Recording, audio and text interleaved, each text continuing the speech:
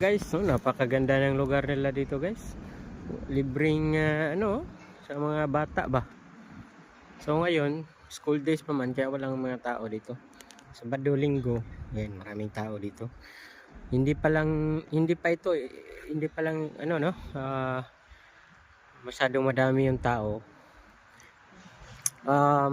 Tapos hindi lang to nag-iisa, guys, marami din to, guys.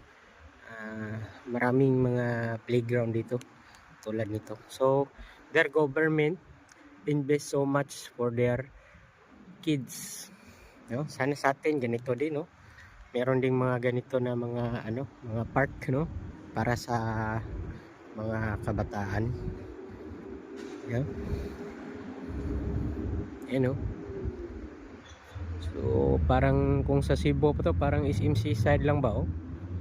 So, napakalamig pa. Ayan, dito guys, ganda.